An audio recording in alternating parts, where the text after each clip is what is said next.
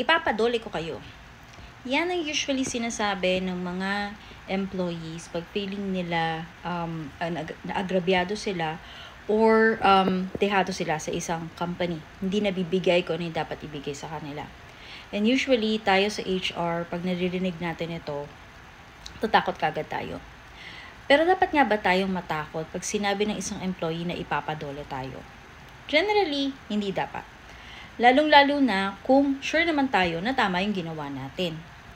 Kasi we have to keep in mind na ang pag-reach out sa dole or pagpunta sa SENA is actually karapatan naman ng mga employees. And if kung tama naman yung ginawa natin, wala tayong dapat ikatakot kasi most likely, sa SENA pa lang, sasabihin na kagad sa kanila na wala namang problema doon. Or even if makarating kayo sa conciliation mediation, madali nyo namang madedefend yung sarili nyo and most likely, kakampihan naman kayo ng arbiter kung tama yung ginawa nyo. Pero ang tanong, paano mo mamimake sure na tama nga yung ginawa nyo? So number 1, dapat alam ninyo kung ano ba ang nakalagay sa labor code or ano ba yung mga standards na dapat nating sundin. And ito rin ay nakalagay sa labor code. Especially yung books 1 to 4 which talks about labor standards. Dito nakapaloob yung book 3, yung para sa akin pinaka-importante sa lahat kasi nandun yung conditions of employment. So kung nag-a-adhere tayo doon, wala tayong dapat ikatakot. At the same time, dapat binabasa din natin ang Omnibus Rules implementing the Labor Code. Think of the Labor Code as the policy and the Omnibus Rules implementing the Labor Code as the procedure implementing that policy. So anything na hindi kayo clear kung paano implementation doon sa Labor Code, makikita nyo actually doon sa Omnibus Rules implementing the Labor Code kung paano nyo siya dapat i-implement. Huwag din natin kalimutan yung mga department orders at yung mga labor advisories na minsan nagbibigay ng clarity dun sa kung ano ba yung nakalagay sa labor code or dun sa omnibus rules implementing the labor code.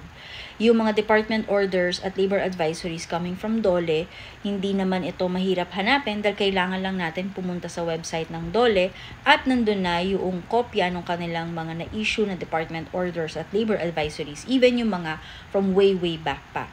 Even yung copy, yung 2022 copy ng Philippine Labor Code ay makikita rin sa website ng DOLE.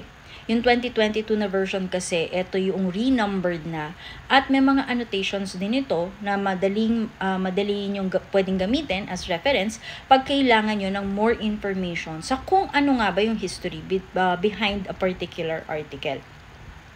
Dapat din na tinitignan natin yung mga Republic Acts. Familiar dapat tayo doon sa mga Republic Acts na may impact or may kinalaman sa employment. For example, yung Expanded Maternity Leave Law or yung ating Republic Act para naman sa paternity leave or yung para sa special leave for women.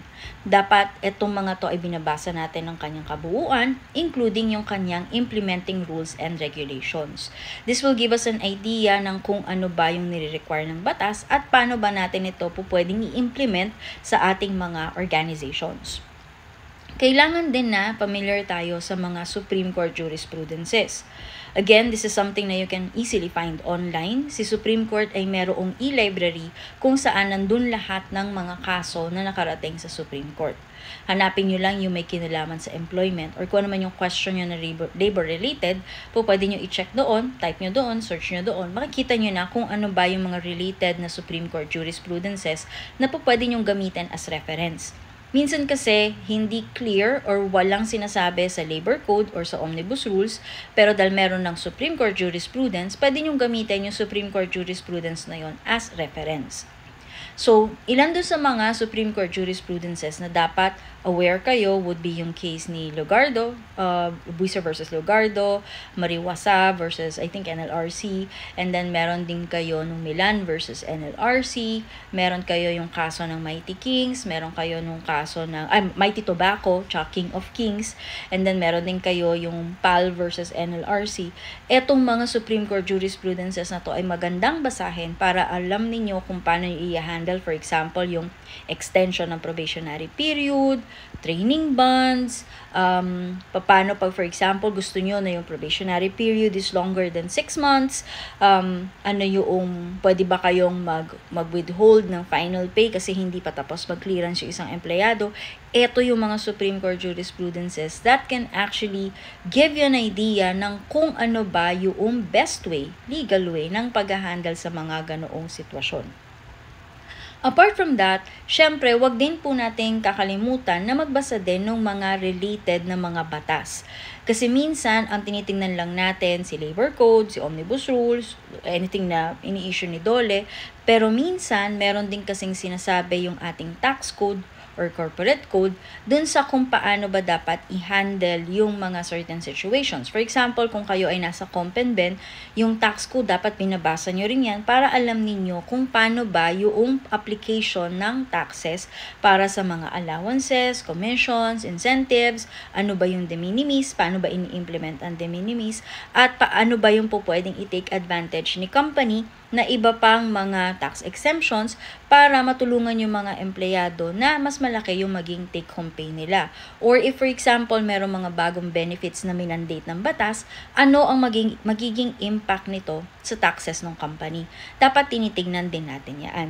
So that, if for example, meron kayong mga empleyado na may mga questions, madali nyo may explain sa kanila at clear yung explanation ninyo at po pwede nyo silang bigyan ng reference na po pwede nilang basahin para ma-ensure nila na or para din alam nila na tama yung kung paano nyo yun ini-implement. Pero higit sa lahat, bilang mga HR, dapat hindi rin tayo masungit at approachable dapat tayo. Pag may mga questions sa mga employees na hindi nila matanong sa kanilang immediate head, at sa atin nila tinatanong, dapat they would feel safe na tanungin tayo at mabibigay natin yung information na kailangan nila. Or kung hindi naman natin mabigay, at least madirect natin sila sa tamang tao na po pwede nilang pagtanungan.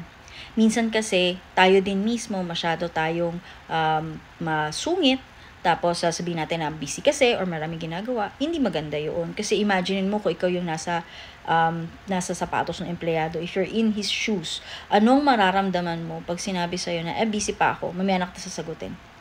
Di ba, syempre kahit pa paano nakakainis. So, dapat tayo din mismo approachable and nagtitake talaga tayo ng time para intindihin kung saan sila nanggagaling. Kasi lahat yan, meron silang pinanggagalingan, kaya sila napipilitan na lumapit sa atin para magtanong. Pero, syempre maganda rin, bago pa sila magtanong kung ano man yung mga usual questions na na-encounter natin, tayo na mismo din ay maging proactive. Kung ang nakikita natin madalas nilang question ay paano ako magkaka-increase, tuwing kailan ng increase, dapat regularly nagpo-put out tayo ng information, infographics, or communication na nagdi-discuss paano nga ba magkaroon ng increase, ano yung mga kailangan tandaan, tuwing kailan nga ba ang performance evaluation, at ano ba yung mga dapat tandaan. Hindi dapat tayo nag-aantay na lapitan tayo ng mga empleyado para magtanong, lalo na kung yung mga questions nila ay same rin lang ng same. Ayaw mo nang inuulit-ulit ka or paulit-ulit ang tanong, then make sure that you have a way for them to get the questions that they need nang hindi sila paulit-ulit nagtatanong sa'yo. Pwede kang magkaroon ng mga FAQ and then put it in a shared server.